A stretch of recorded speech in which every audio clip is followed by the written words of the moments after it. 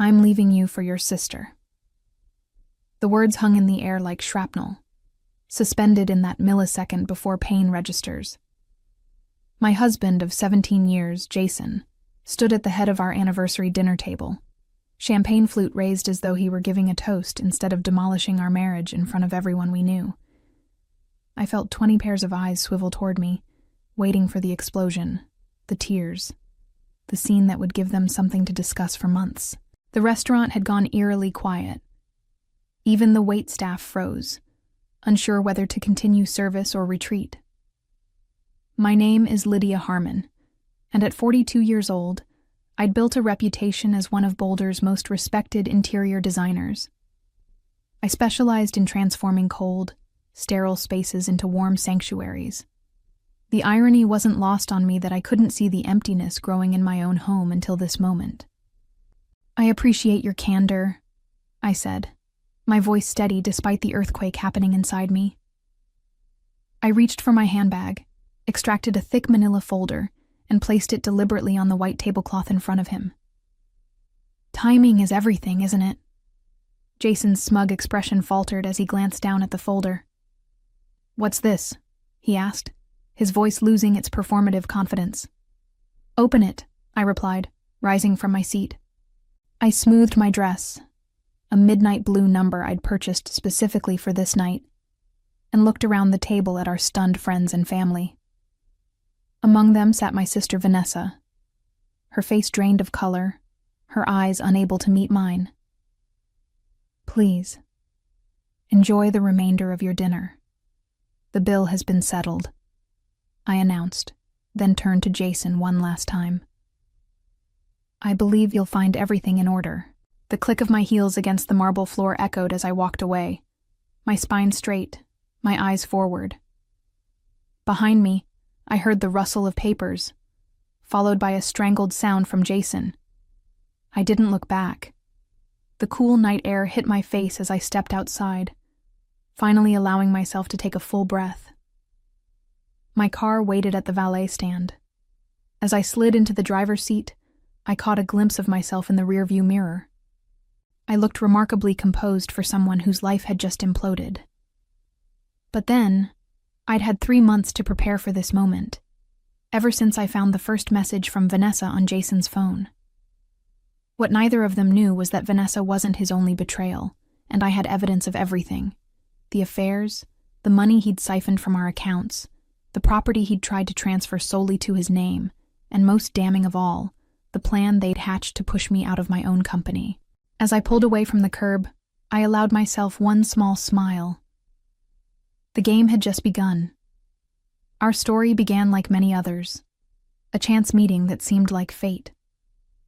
Jason and I crossed paths at a home exhibition where I was showcasing my designs. He was charming, attentive, and seemed genuinely interested in my work. Unlike many men I dated, he wasn't intimidated by my ambition or success. 2 years later, we were married in a small ceremony at a mountainside venue overlooking Boulder. Vanessa stood beside me as my maid of honor, 7 years my junior, but always my closest confidant. She'd whispered, "You found the perfect one," as she helped adjust my veil, and I'd believed her. The first decade was everything I'd hoped for.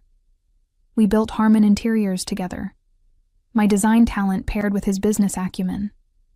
We purchased a beautiful home in the hills, hosted dinners for friends, and created what I thought was an unshakable foundation. The cracks began to appear gradually. Jason started working later, traveling more frequently, becoming distant in ways I couldn't quite articulate. I dismissed my concerns, attributing the changes to the natural evolution of a long-term relationship. When Vanessa moved back to Boulder after her divorce 3 years ago, she became a regular fixture in our lives. I was grateful for her company during Jason's frequent absences. "He's just focused on growing the business," she'd assure me when I confided my worries. "Men get caught up in their work. You know how they are." I threw myself into my designs, creating spaces for others while my own home grew colder. It wasn't until I overheard a whispered phone conversation that the first real suspicion took root. "She doesn't suspect anything," Jason had said, his voice low. Just stick to the plan. When I confronted him, he laughed it off as a surprise he was planning for our anniversary. I wanted to believe him. The alternative was too painful to consider. Then came the unexplained charges on our business credit card, weekend trips when he was supposedly at conferences, and most tellingly, the growing closeness between him and Vanessa, lingering hugs, inside jokes, the way they'd stop talking when I entered a room. Still, I waited for concrete proof. It came in the form of a misdirected text message 3 months ago. Miss you already. Can't wait until she's out of the picture. The message was meant for Jason, but sent to our shared iPad instead of his phone. The sender was Vanessa. That night, after Jason fell asleep, I slipped out of bed and made a call to Patricia Donovan, the most ruthless divorce attorney in Colorado. The next morning, I hired a private investigator. Gather everything, Patricia had advised. Bank statements, property deeds, text messages, photographs. Leave no stone unturned. And so I began building my case, piece by devastating piece. The discoveries came in waves, each more devastating than the last. The private investigator, Theo Weber, delivered weekly reports with clinical detachment, unaware that each photograph and transcript was another knife to my heart. The first revelation was expected but painful nonetheless. Photographs of Jason and Vanessa entering a hotel together, emerging hours later looking disheveled and pleased with themselves. Text message records showed they'd been carrying on for nearly a year, their betrayal meticulously planned around my business trips and client meetings. Standard affair protocol, Theo had said, sliding the photos across his desk. But there's more. The second wave hit harder. Financial documents showing Jason had been systematically moving money from our joint accounts to a separate one in his name only. Small amounts at first, then larger sums as he grew bolder. In total, he'd diverted nearly $300,000, money we'd earned together building Harmon Interiors. He's preparing to leave you financially compromised, Patricia explained when I showed her the records. This is premeditated. We can use that. But the third discovery was what truly shattered whatever lingering affection I still held for the man I'd married. Theo uncovered evidence of another woman, neither me nor Vanessa, with whom Jason had been involved for at least 6 months. Her name was Olivia Winters, a client whose home we had redesigned last year. The photos of them together were intimate, unmistakable in their meaning. "Your husband's been busy," Theo remarked, his expression softening for the first time since I'd hired him. "I'm sorry, Ms. Harmon." The final piece came just 2 weeks before our anniversary. Legal documents, obtained through Theo's connections, showed Jason had attempted to transfer ownership of our mountain property, a vacation home we'd purchased with my inheritance money, solely to his name. The transfer had been flagged and temporarily halted by the county clerk due to missing signatures. "He's planning to clean you out," Patricia said bluntly during our last meeting. "But we've caught him in time." Together, we formulated a plan. I quietly separated our business accounts, changed the property deeds, and prepared legal documents for the dissolution of our partnership, both marital and professional. Patricia suggested I wait until after Jason made his move, whatever it might be. "Let him reveal his hand first," she advised. "It will strengthen our position." I never imagined he would choose our anniversary dinner for his grand announcement, surrounded by friends and family who had been part of our lives for years. In retrospect, I should have anticipated his flair for dramatic timing. Jason always did have a performer's instinct. What he didn't count on was my preparation. Every betrayal, every lie, every scheme, all documented and organized in the folder I'd left for him to discover in front of the very people whose approval he craved. As I drove home from the restaurant, my phone began buzzing with messages and calls. I ignored them all. Instead, I focused on the road ahead, on the home that would remain mine, on the company I had built and would now run alone. Tomorrow would bring chaos. Tonight, I would allow myself to grieve for what was lost and prepare for what was to come. I slept surprisingly well that night, as though laying down my burden of secrets had lifted a physical weight. The morning sun streamed through the bedroom windows I had specifically positioned to catch the dawn light, and for a moment, I allowed myself to simply breathe. The illusion of peace shattered when my phone rang. Jason's name flashed on the screen, the first of what had now become 27 missed calls since I'd left the restaurant. I silenced it again and made coffee, taking my time. Control of the narrative was my only advantage now, and I intended to maintain it. At precisely 9 a.m., I called Patricia. "It's done," I said when she answered. "He made his announcement last night. I left him the folder." "Perfect," she replied. "I've already filed the divorce petition. He should be served within the hour." As if on cue, the doorbell rang. Through the security camera, I could see Jason standing on our porch, looking disheveled and frantic. His normally perfectly coiffed hair was sticking up at odd angles, and he wore the same clothes from last night. "He's here," I told Patricia. "Should I let him in?" "Your choice," she said. "Remember, everything can be used in court. Record any conversation." I opened the door but blocked the entrance.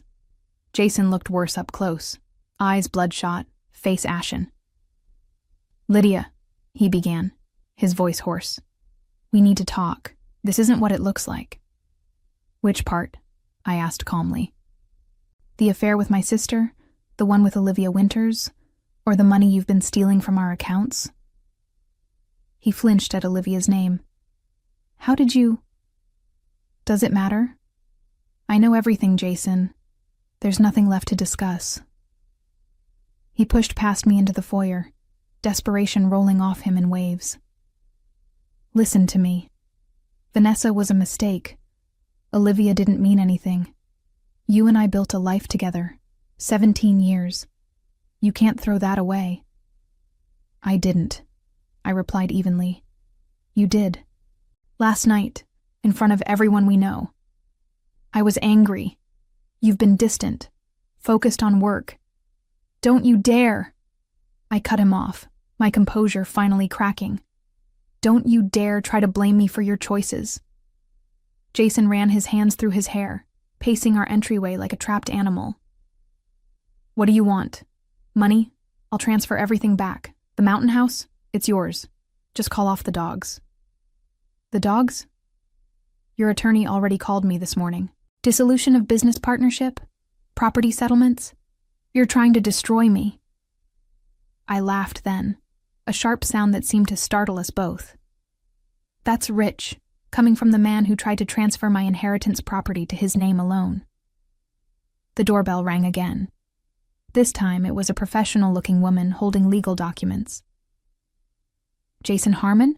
she asked, peering past me. "That's him," I confirmed, stepping aside. "You've been served," she stated, handing him the envelope before promptly leaving. Jason stared at the papers, then at me, realization dawning on his face. "You planned this. You knew before last night." 3 months, I admitted. "Not as long as you've been planning with Vanessa, but I work efficiently." His face darkened.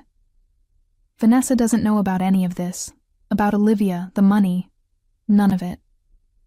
"I'm aware," I said. "She thinks you're leaving me just for her. How special she must feel." "She loves me," he said defensively. "And Olivia? Does she love you too? Does she know she's the other woman?" Jason's phone chimed with a text. He glanced at it, and what little color remained drained from his face. "What have you done?" he whispered. "I haven't done anything yet," I replied. But Theo Weber, my very thorough private investigator, might have accidentally sent some photos to Vanessa this morning. Technology can be so unpredictable. The sound of screeching tires outside told me the next act of our drama was about to begin. Vanessa burst through the front door without knocking, her face contorted with rage and heartbreak. She'd clearly dressed in haste. Mismatched shoes, inside-out sweater, hair pulled back in a messy ponytail. In her hand, she clutched her phone like a weapon. "You bastard," She spat at Jason, ignoring me completely. Who the hell is Olivia? Jason's eyes darted between us, calculating his best move. I stepped back, leaning against the stair railing to watch the performance unfold. This confrontation was inevitable, but I hadn't expected it so soon.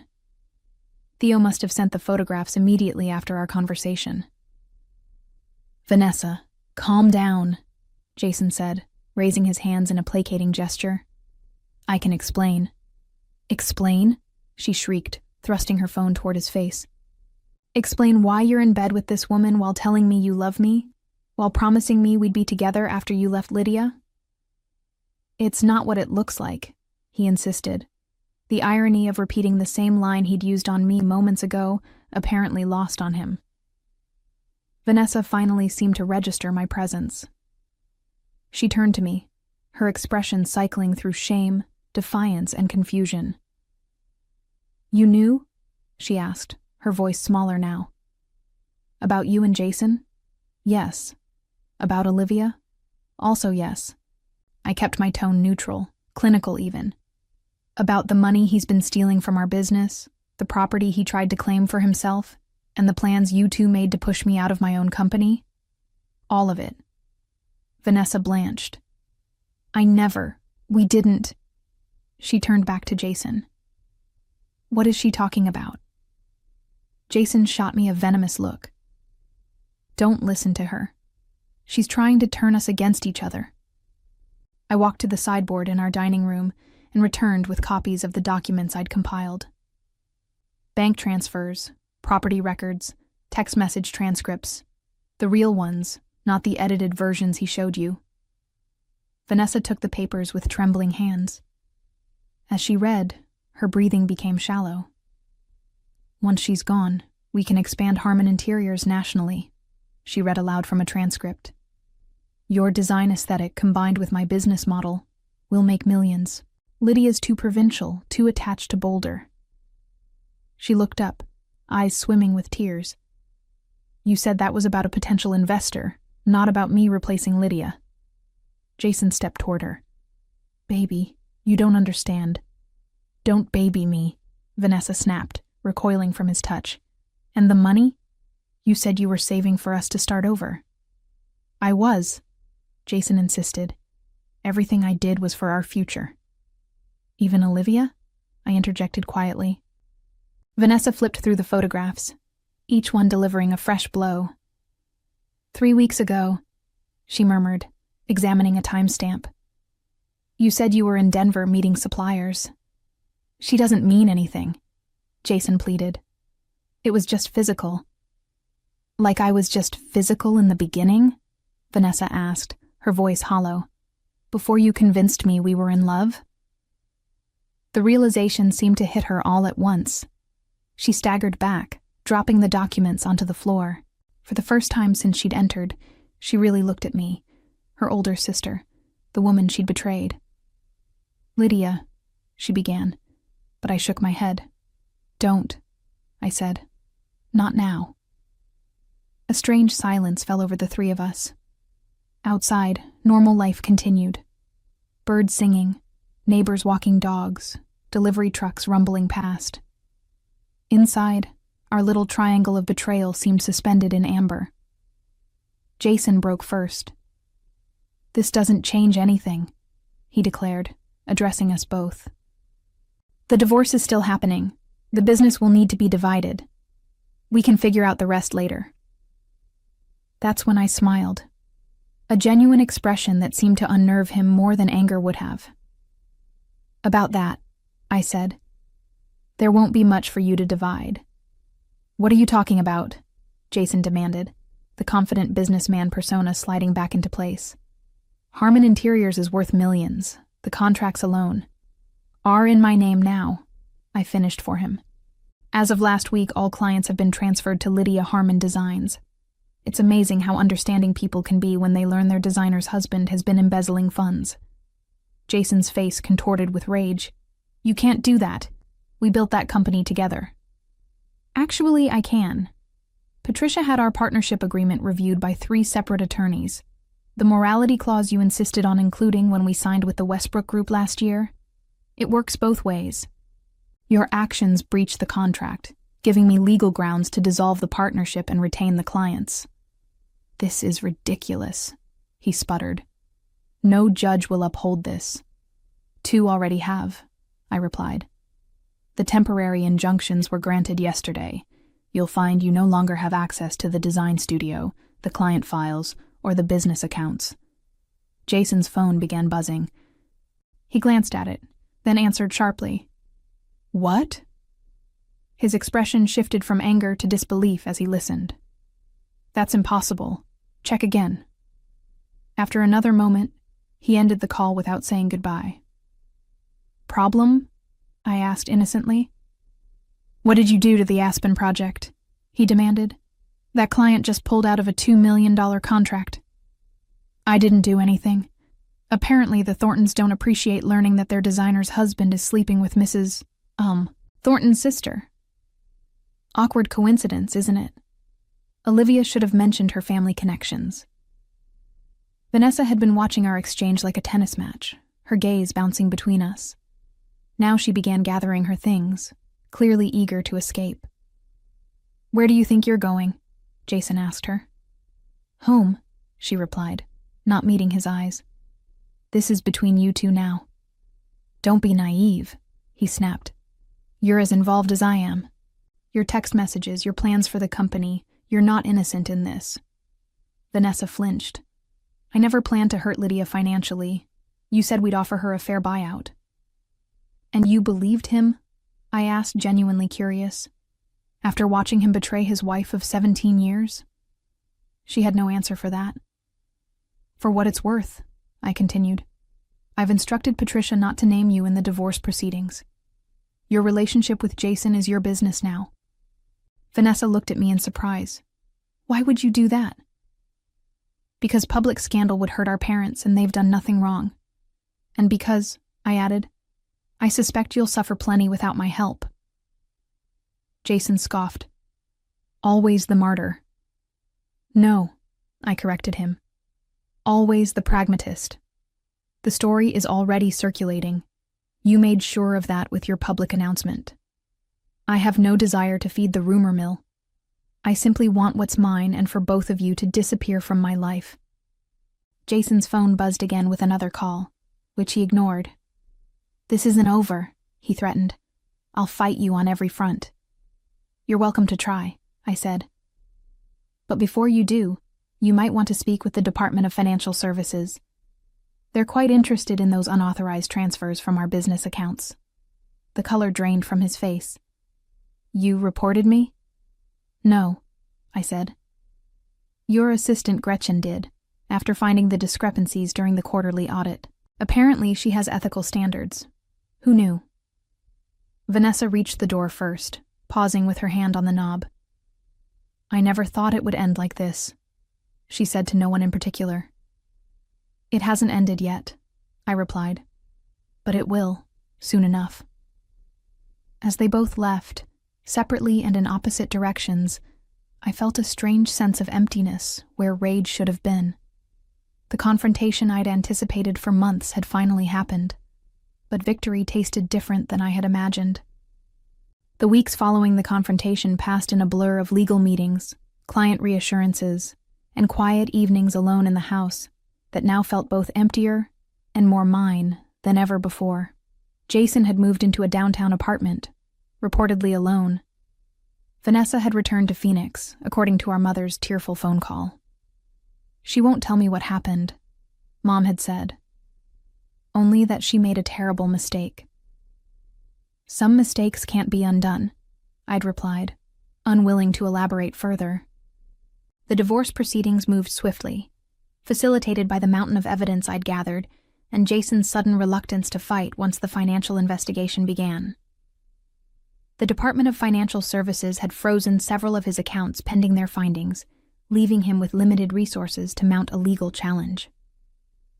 On a crisp fall morning, I met with Patricia in her office to review the final settlement offer. He's giving up, she said, sliding the document across her desk.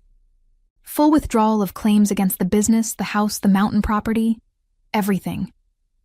I skimmed the agreement. In exchange for dropping the financial misconduct charges and a non-disclosure agreement about the affairs.